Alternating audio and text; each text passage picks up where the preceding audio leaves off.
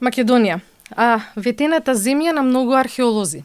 А токму археологијата е науката која знае да ја чита земјата и да ги раскажува низините приказни.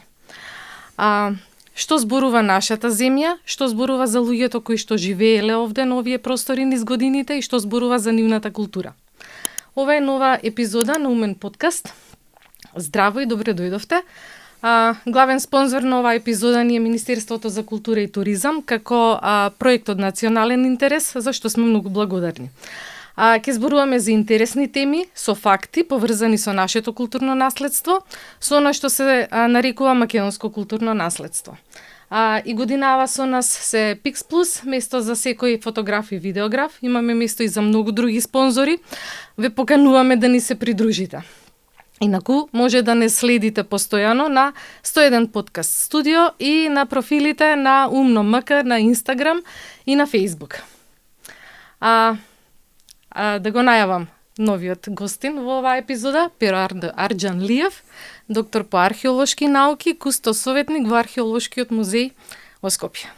Здраво, Pero, и благодарам што дојде, што се согласи да ни бидеш гостин во оваа епизода. Благодарам за поканата и за можноста да поразговараме за археологијата и за теми поврзани со културното наследство. Така, никогаш не се наодметнили. Не. Малку се зборува за оваа тема, за генерално за археологијата и за културното наследство во Македонија. Што мислиш ти?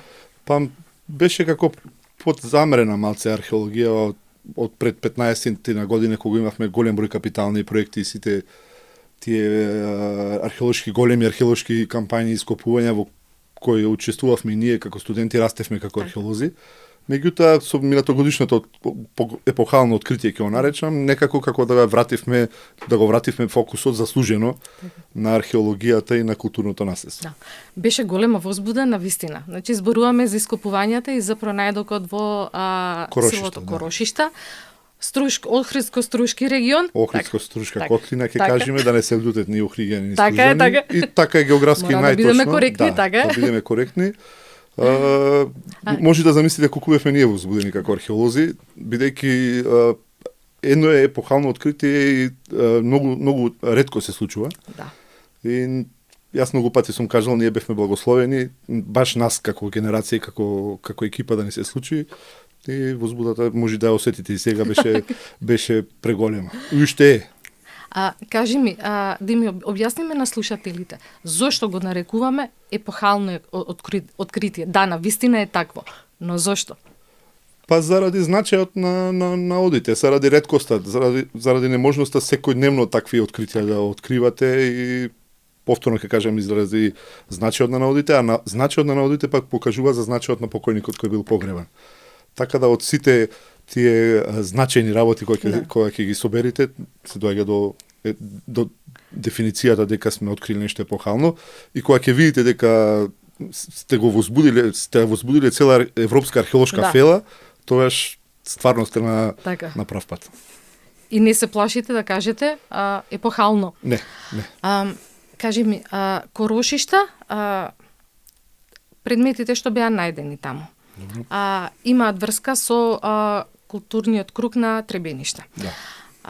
Таму пред 100 години се излезени фантастични наоди. Ние прв пат имавме можност на почеток на 2000-тите години, 2002 мислам, на Горна Порта излезе еден таков гроб со слични посмртни наоди, златна маска и така натаму, многу придружни наоди, значи не беше само злато, има и сребро, килибар и така натаму. Добро, извини, што ќе те прекинам, златото секогаш го спомнувам како прво, бидејќи е безвременско, значи не ја менува формата, квалитетот на материјалот и самиот сјај на златото го ги превелкувало луѓето од секогаш. Така и затоа ги спомнувам. Меѓутоа во тие погребувања, во тие гробови имаат доста други наоди кои што се можеби и поуметнички подобро изработени. Ево во Корошиште излезе калдрон кој досега не го имавме видено дека постои ниво книга. Значи тоа допрва кога ќе го конзервираме и презентираме, ќе се уверите сите за што говорам. Меѓутоа, како што кажав, златото секогаш не привлекува и посебно златните маски се како магнет за јавноста, тоа е разбирливо. И тука нема лутење, меѓутоа сите целокупниот сите громни прилози имаат своја историја, од каде потекнуваат, каде се изработени и даваат податоци кои се драгоцени за археолошката наука, значи без разлика од кој материјал се изработени. Тоа е едно, спомнавте за Корошишта, да, тоа е 99% идентични наоди со Требенишката некропола и не е случајно. 5 километри е воздушната линија помеѓу двете некрополи, припаѓаат на исти културен круг и ќе видиме во понатамошните истражувања, ќе правиме уште споредби, истражувања не само теренски, морам да кажам и кабинетски, значи анализи кои сме во зачеток да ги правиме и конзервација на предметите, анализи на материјалите од кои се изработени, дали се од исто злато изработени златните предмети со Требениште и Корошишта, и ќе ги направиме сите анализи со цел како модерни научници, да кажам археолози, да дадеме што повеќе можни одговори на прашањата кои се веќе 107 години од откривањето на Требенишката некропола, нон-стоп лебдеа. Јас во многу наврати во разговори со тебе и во интервјуа со тебе сум кажал, тоа е таа магија на Требеништа, тој мит кој секојдневно не тера како археолози научници да се враќаме, да пробаме да дајме некој одговор на тие прашања. Јасно. Кажи ми, на основа на сите овие податоци што ги даваат материјалните науки и археологијата како наука, што говори за овие луѓе кои што биле на овој начин погребани овде? Значи, нели онака логично ги наоѓаме некрополите, гледаме како се погребани, но како живееле овие луѓе? Што јаделе? Од какви садови, ме разбираш? Каде е градот? За градот морам да кажам дека уште сме во потрага на населбите на овие луѓе и веќе ќе кажеме како еден од археолозите од помладата генерација веќе помислуваме дека бидејќи имат отсуство и на Требенишката некропола немаме конкретен показател за населбата, ево се и на Корошишта, претходно за Радолишта, освен за Горна Порта каде што знаеме дека припаѓале на лихнит, тоест на архајски лихнит. За другиве не знаеме и со истражувањата кои ги правевме со Чешкото геолошки институт, увидовме дека езерото во 6 век пред наша ера не било со толкава големина, тоест било барем половина поголемо, и веќе размислуваме дека овие гробови не случајно се таму, тие биле на брегот на тоа поголемо езеро и веројатно допрва ќе правиме истражувања, меѓутоа почнуваме да размислуваме дека можеби живееле на палафити, бидејќи имаме и пишани податоци од Херодот, кога персијанците се малку ќе скокаме од тема на тема, меѓутоа да објасниме некои кога персијанците сакајќи да ги заобиколат хелените и да ги нападнат од копно, ги поробувале сите племиња во занината на хелените. И сите освен брасјадите. Бидејќи брасјадите се претпоставува некаде околу Дојран, околу тие езера, околу Дојран во денешна Грција, живеле на наклон живеалиште и било невозможно да се војува со нив. Значи да имале природна заштита и не можете да употребите ни коњаница ни било што. И оттаму ми е идејата дека можеби и овие луѓе околу во овој значаен за тогаш ќе говориме можеби покасно за значајот на самата територија северно до Охридското езеро. Живееле можеби на такви населби и биле невозможно да се освојат. Так. Тоест ова е најново што размислуваме, секако ќе мора тоа и археолошки и научно да го докажеме, ние ќе продолжиме со геолошките истражувања кои ни дадоа одлични резултати. Така да ќе пробаме за населбите. Извини, мала дигресија, во овој случај наколната населба би се барала денес на копно. На копно, да. Денес би било, да речеме, 4 метра под површината на земјата, бидејќи самите гробови се 4,5 метра под површината на земјата. А иначе кои биле луѓето според наодите, прво биле луѓе со вкус. Значи биле луѓе што знаеле што сакаат во тоа време. Ова го зборувам бидејќи во гробовите има килибар од Балтик. Има стаклени садови кои се од Родос и од Мала Азија. Значи има бронзени садови од Магна Грекија, викаме Јужна Италија и коринските, тоа се најдобрите работилници за изработка на бронзени садови. Има атички керамички садови, знаеме Атика дека била најдобрите центри за изработка на керамички садови. Сребрени наоди, ритони кои се по потекло персиско потекло. И тука можете таа поврзаност, бидејќи походот на персијанците приближно во тоа време се одвивало и тоа влијание не е ништо случајно во наодите. Зборуваме за увоз, постоела трговија. Постоела трговија, тие биле мокни да си го дозволат тоа, имале средства да си го дозволат тоа, да го платат и да можете да платите, треба да имате и вкус за да знаете што да порачате, па и во тоа време. Како и сега, мислам. Кажи ми, од овие првични кабинетски анализи, дојдовте до некакви поспецифични сознанија од предметите? Од предметите се уште не ги имаме почнато анализите, бидејќи сега е во подготовка проектот за конзервација и тогаш кога ќе почне конзервацијата ќе се земат и примероци за анализи од секој предмет кој што може да биде анализиран, дури од железото. И тогаш ќе излеземе со податоци од каде потекнува одреден предмет, дали можеме според потеклото на материјалот, особено за златните предмети, да споредиме со требеништа и со други наоѓалишта, да речеме околу Термајскиот залив. Тоа е од анализата на предметите. Меѓутоа, ние имаме доста нови податоци од самиот контекст, од самото истражување, значи од самото теренско истражување, ние имаме доста одговори на прашањата што немачеа 107 години во требеништа. Тука сме посебно горди, баш и денеска со еден колега кој немав шанса, бев после истражувањата, прелистувавме малку како вовед во ова интервју, гледавме работи кои стварно сме горди што сме ги фатиле и сега веќе имаме одговори на работи кои не можевме да знаеме што се случувало во Требенишката некропола, бидејќи таа и е случајно откриена првично истражувана од војска. Толку многу одамна. Да, одамна археологијата во тоа време е една работа, во сегашно време е малце повеќе. Пристап, можности, све е поинаку, напредни технологии. Една фотографија од дрон кажува многу. Камоли сега имаме во можност да ги правиме тие фотографии, да видиме некои работи кои луѓето пред 107 години не биле во можност да ги видат. Мислам, и тие работи се нови, интересни, ќе бидат публикувани и надополнети со анализи, бидејќи имаме и органски материјали, имаме остатоци од кожа, од дрво, бидејќи влажноста на 5 метра, тоа е некаде 703 метра надморска висина е некрополата, површината на земјата. Замислете, 5 метра е некаде 698, значи сме биле 3 метра над нивото на езерото. Влажноста е голема и таа допринела да се зачуваат органските материјали. Да, толку време. Така да ќе правиме анализа и на тоа. И самиот спомна дека Корошишта лани направи бум и во европски рамки, не само во македонски регионов.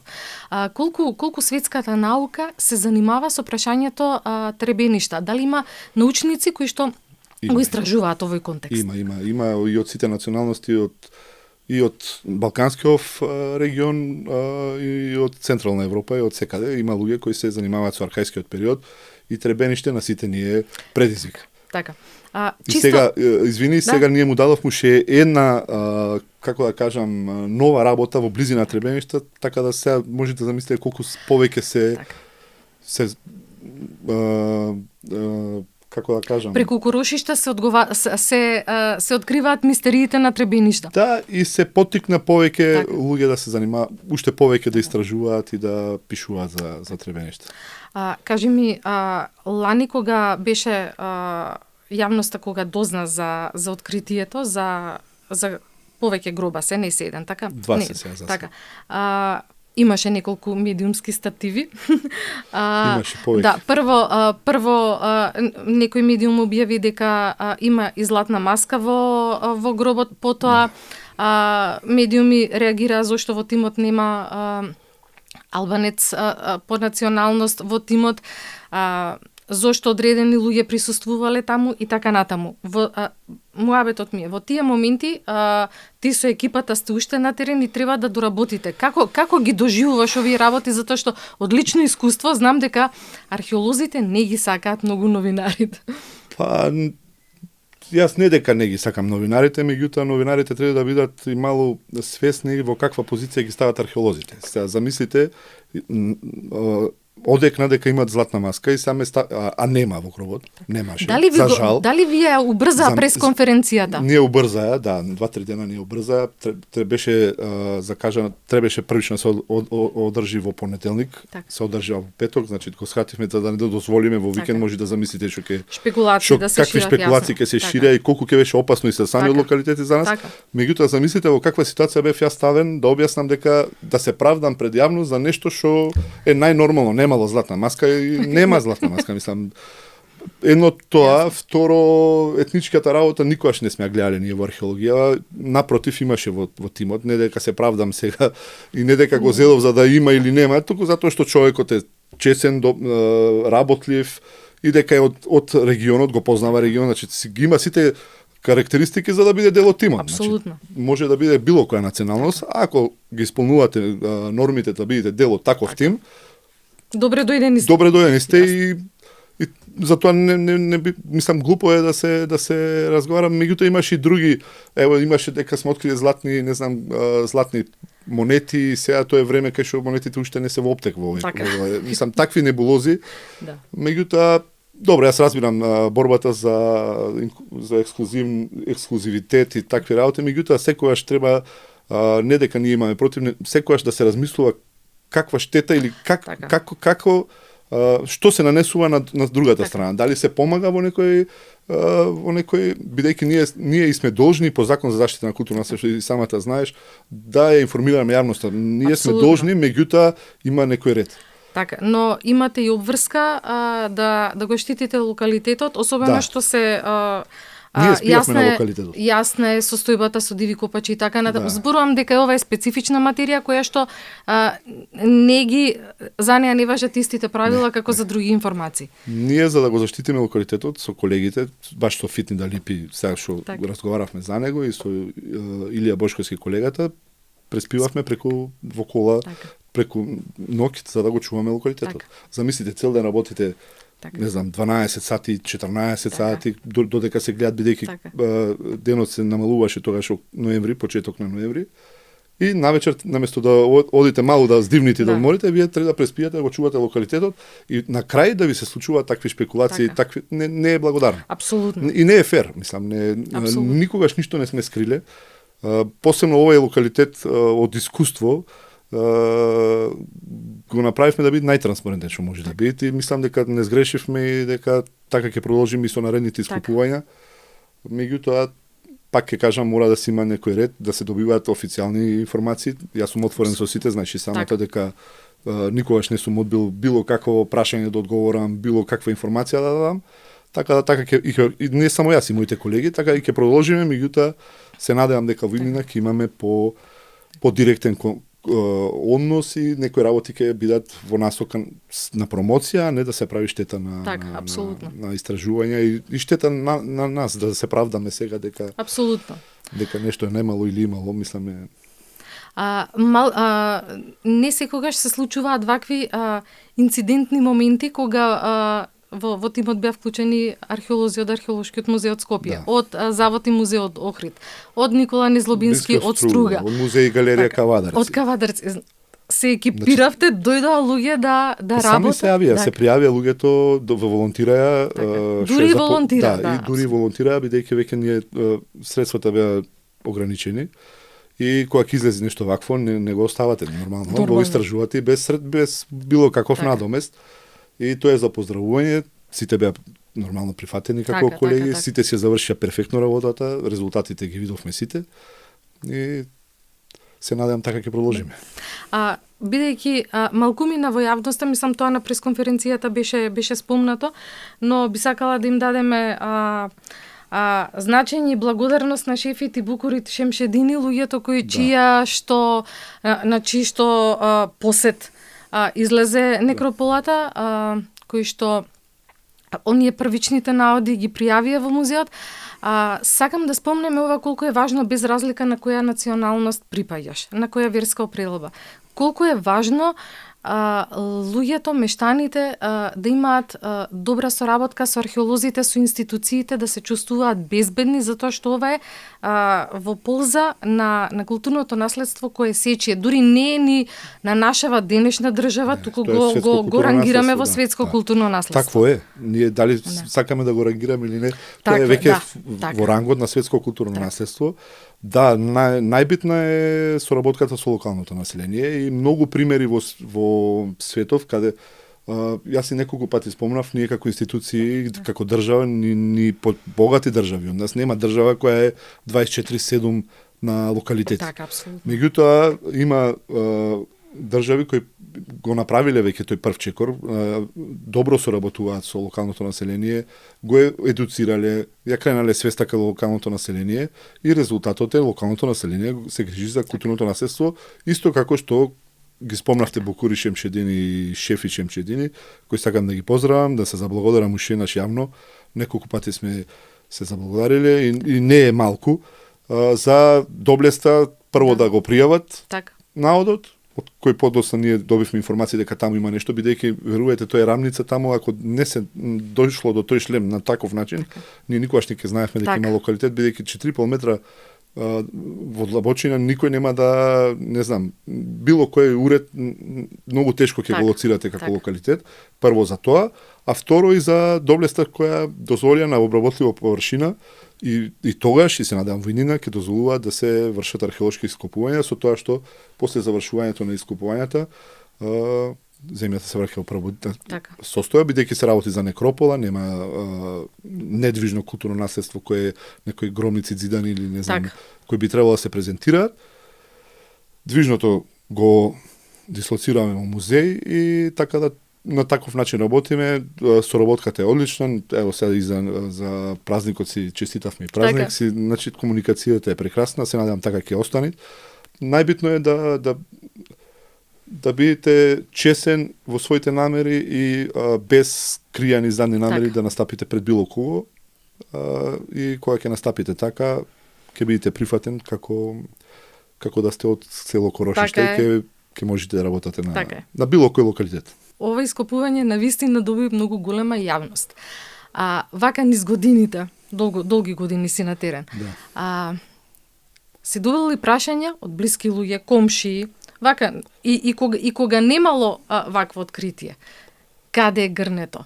Го сокривте ли? Не, кој е најнебулозното прашање? Мислам, добиваш ли вакви провокации? Добивам провокации, па зашо го пријавувате, па ајде ќе правиме бизнис, не знам што. Ние живееме за тие наводи, морам да кажам на археолозите. Финансиите се нешто што небитно. Така да добиваме секогаш. Дури мојата сопруга стално се лути, ај ќе кажам, кога ќе одиме на некоја слава или на било шо и стално вика ти си центар на внимание, бидејќи таква интересна е струката, па сите прашуваат за Александар Македонски, па за грнињата, па не знам и други ред прашања, па видов јас нешто дедо ми имаше, не знам, некој стар предмет, па сега и така, мислам, таква е струката, таква е таква е струката на археолозите, а таква е фантазијата на луѓето. На луѓето, да. Баш на ова се однесува и следново прашање. Генерално, ја повеќе 25 години работам во медиумите, на поле археологија, заштита на културно наследство, вака, генерално.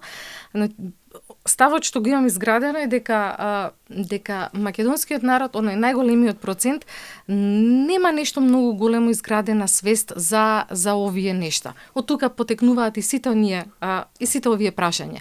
Во смисла, секогаш повеќе веруваат на некоја мистична приказна која не постои, отколку на научен факт.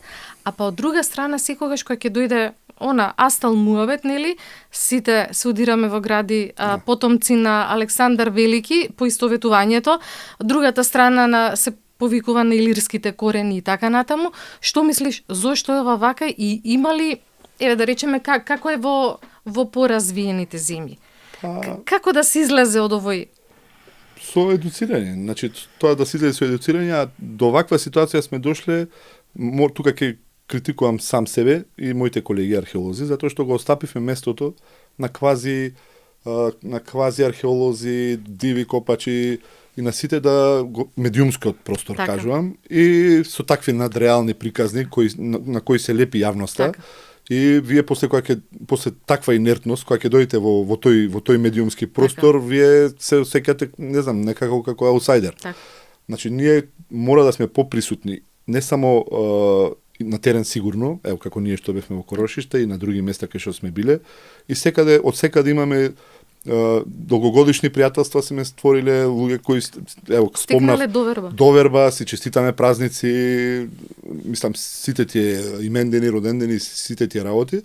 Меѓутоа треба малку и поактивно и медиумскиот простор стручно да го, мислам, со стручни гостувања од наши колеги кои се деноноќно на терени, кои работат и во музеи, кои организирали изложби и сите тие работи, да објаснат некои од работите кои јавноста сака да ги слуша. Меѓутоа да бидат објаснети стручно, не како што треба.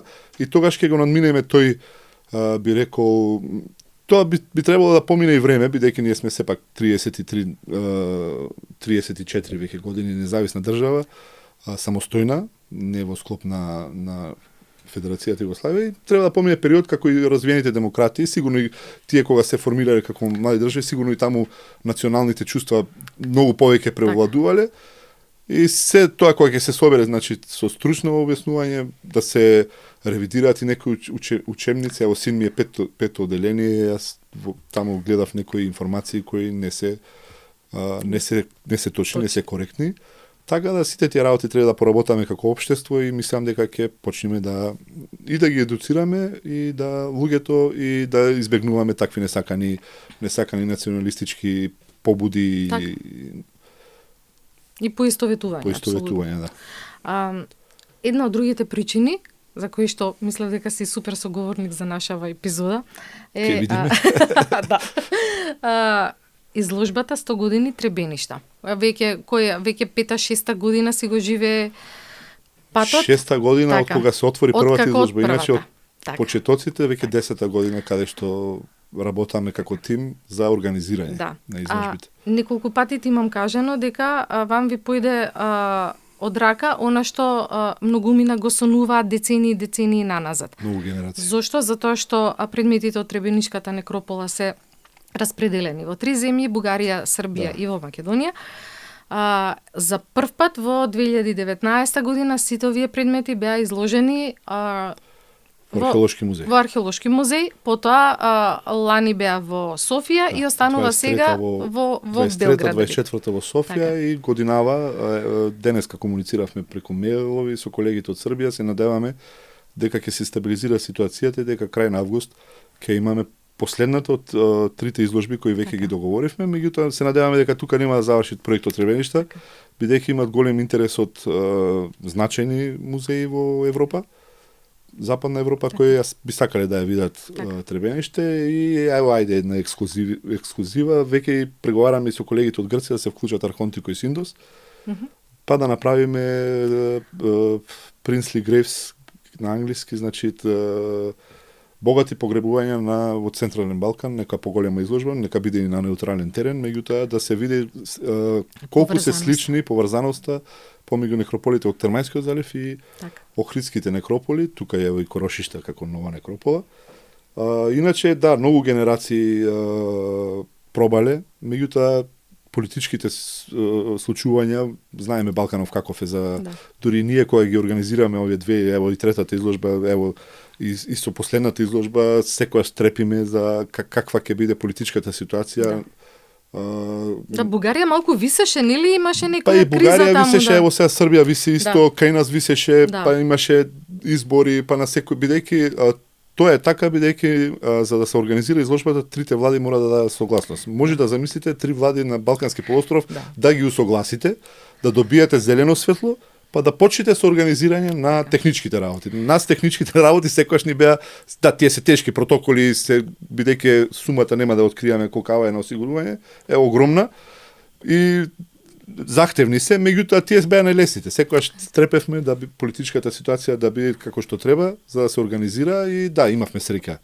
2019 имавме поддршка и од сите тогашни влади и организиравме.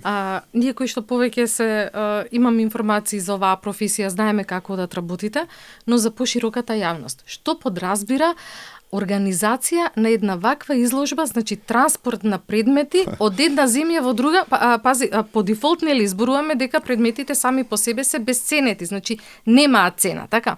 Предметите се од највисок степен на културно наследство за секоја земја. Така, за секоја земја. Без разлика од каде потекнуваат. Да, значи тука зборуваме за организација, пакување, евиденција, транспорт, поминување граници и така натаму и така. Па и треба да имате и како се финансиска логистика. И логистика и гаранции. и имавме и сега ќе имаме во Белград и гаранција се вика имунитет на предметите, дека и од трета страна некако да ги побара, тие веќе унапред имунитетот му е даден дека нема право никој да ги бара, да тврди дека се негово културно наследство. И од таа гледна точка треба доста да се сработи, иначе секогаш сме патувале со придужба на припадниците од Министерство за внатрешни работи, на кој сакам да се заблагодарам за професионалноста. Секогаш многу професионално и сериозно се ја сваќале работата и затоа, фала Богу, сме немале проблеми, се надевам во иднина нема да имаме проблеми.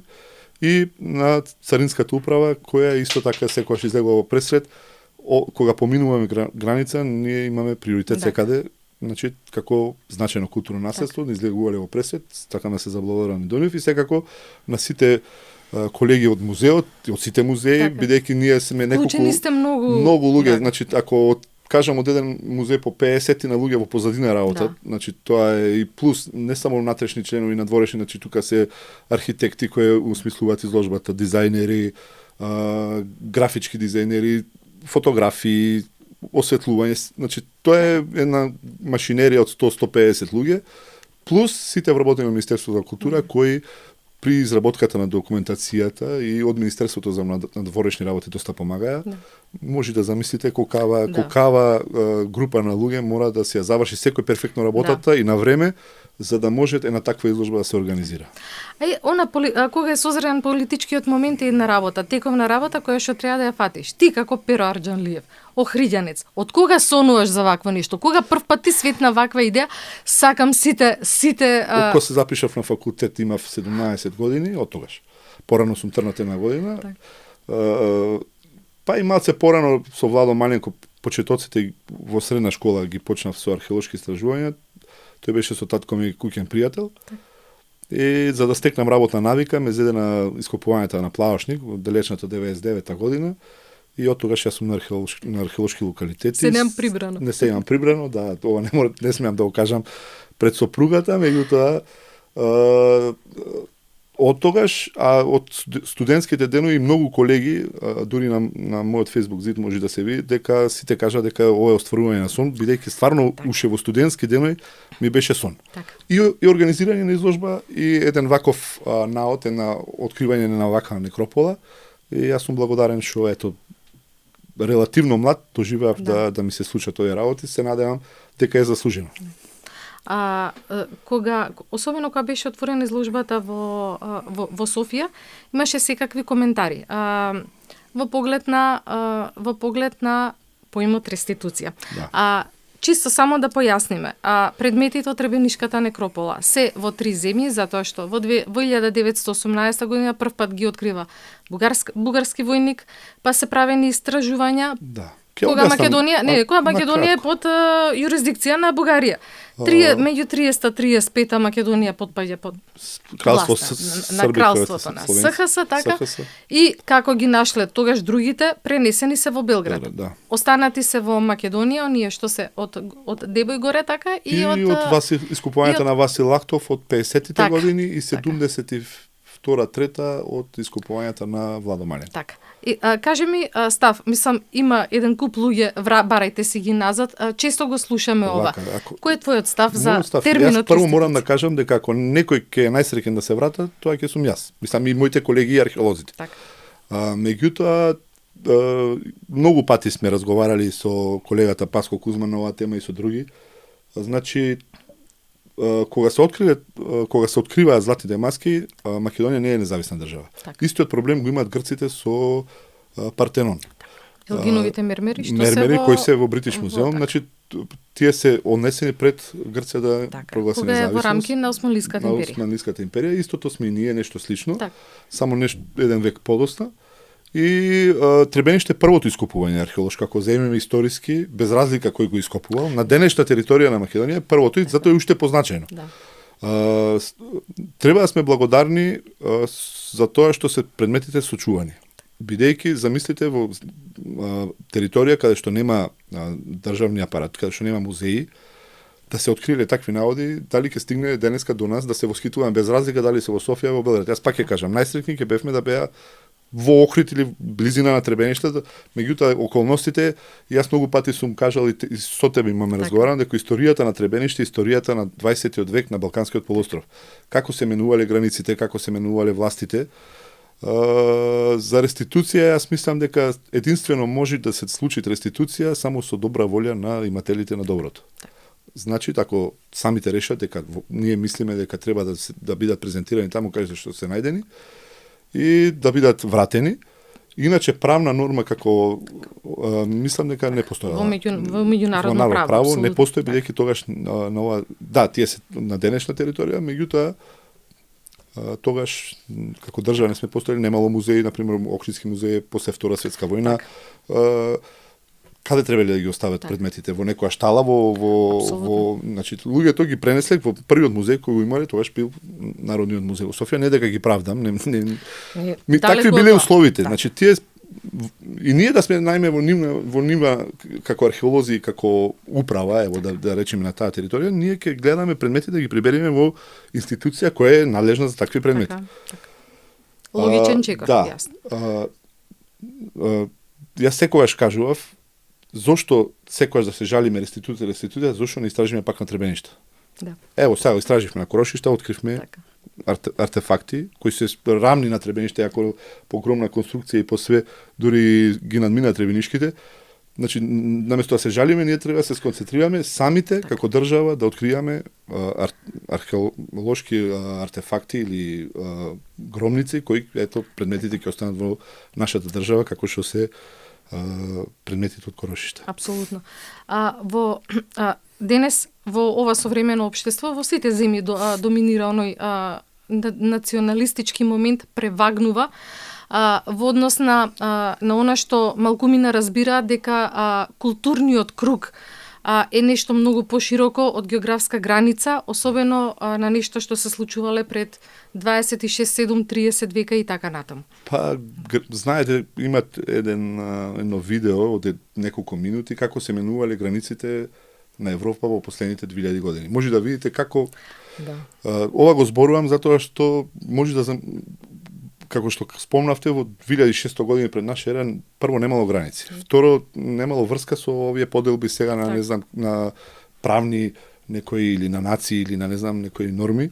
Така да и археологијата веќе мислам дека ги почна да ги напуштат тие теории на истражување во рамките на модерни држави.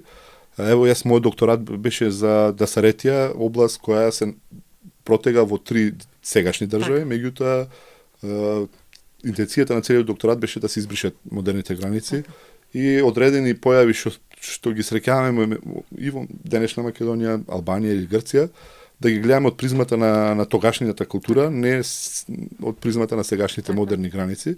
И во право сте да се превагнува, особено секогаш превагнува кога ќе имате криза ваква воена или било каква, тогаш националните чувства нормално да се возбудат и да дојдат до израз, меѓутоа ние како научници, како културни работници, треба да спуштаме целиот тој набој да се обидеме во примирими и со факти да објасниме за некои работи. Бидејќи не е така свецарно и бело. Така. Кажи ми, каде го гледаш потенцијалот на Требениште, на Корошишта во развој на културата и на културниот туризам во Македонија? Огромен. Не само на Корошиште, на Игорна порта тука е. Огромен е потенцијалот и на туризам и за уште поголемо научно истражување и за промоција на туризмот. Многу и ево, ако ви кажам дека каде што купувам доручек, дури луѓето таму кои немаат врска со музеи со кога ме видоа дека гостував на телевизија, сите ме прашуваа супер што се осетивме горди што излезе ваков наод, дека сте откриле такви значајни наоди. Сега ме кажам дека кога ќе имате такви епохални откритија, пак ќе се навратиме. И обичниот човек и на пазар и било каде веќе допира до него и тоа е момент кој треба да го искористиме за поголема промоција, не само надвор од држава, туку и во нашава држава, бидејќи ево еден пример ќе кажам за каква е свеста преска разговаравме, 70% од Скопје не знаат кај се наоѓа Скупи. Нити го посетиле, нити знаат како да стигнат до таму и тоа е поразително и тука треба да се сконцентрираме, прво да ги едуцираме нашите сограѓани, тие да почнат да доаѓаат во музеи, да се интересираат за своето културно наследство, бидејќи секогаш сме тастатура патриоти. Да. Ние а од друга страна не сакаме да дојдеме во музеј или не сакаме да дојдеме на театарска представа или на било која активност, некоја изложба на некој познат или непознат или млад уметник, да работиме на нашиот идентитет, бидејќи сите овие работи што ги набројав се дел од нашиот идентитет. Так. И ако сакаме да го сочуваме и ако сме толку ревностни како што сме на тастатура, треба малце и во реалниот живот да покажеме, да се заинтересираме каде се наоѓаат локалитетите, па кои луѓе биле тие, па да дојдете во музеј да видите што е откриено таму. Ние сме отворени секогаш да, ако побарат некои со нас да разговарат, да кажеме некој факт, некој податок. Така да мислам, тие се тие потенцијали и плюс секако за привлекување охријани, јас секогаш кажувам, ми кажав и во едно друго гостување, ние како крајбрежје, немојме да се токнеме ни со грчко, турско, шпанско, италијанско крајбрежје, како туризам масовен, меѓутоа Охрид има да понуди нешто што не го нема ни еден град во светов и затоа е привлечен и затоа секоја година илјадници туристи од странство доаѓаат да го видат. Тука треба малку повеќе да се поработи, значи да се уредат локалитетите како што треба, со сите пропратни елементи на еден модерен локалитет и така ќе поработаме на тој потенцијал кој е огромен. Така. А кажи ми за крај, што планирате годинава за Корошишта? За Корошишта во момент, во теков, мислам сега во периодов, ќе вршиме конзервација на тоа што го откривме ланска година и тоа ќе исто сакаме да дадеме пример, дека во претходните големи откритија се чекаше доста време предметите да бидат конзервирани и представени. Ние сакаме тоа да го направиме на поинаков начин, мислиме дека е исправен, многу брзо да бидат изложени во музеј, јавноста да ужива во нив, да ги види во најдобро светло. Значи тоа е првото, второ планираме да употребиме геофизички напредна технологија геофизички снимања се вика во соработка со археолошкиот институт од Софија, со кој соработуваме и за изложбата во Требениште, бидејќи таму има еден колега Николај Тонков кој е пред пензија, меѓутоа е еден од најдобрите геофизичари овдека во овој регион, ќе дојде да ги направи тие геофизички снимања со нив, ќе заштедиме и време и пари и ќе алоцираме, мислам ќе видиме колкава е Корошишката некропола, како се наредени гробовите и ќе имаме индици каде повеќе се сконцентрираме и се надеваме дека ќе ни помогне во уште подобри резултати наредната година и летово да сме здрави живи, од кога ќе се ожне пченицата, планираме да продолжиме со ископувања, бидејќи оваа година владата посериозно не финансираше, посебно за овој проект, за што сме благодарни и се надеваме дека таа соработка ќе продолжи тивнина и ќе се надевам дека ќе се гледаме пак да споделиме некои нови возбудливи искуства. Те чекаме во следната сезона на Умен подкаст со уште поубави откритија и повеќе одговори на оние мистерии што траат долго време. Благодарам. Се надевам дека ќе имаме прилика да гостуваме пак. Благодарам што не следевте. Следете ни понатаму. Поздрав.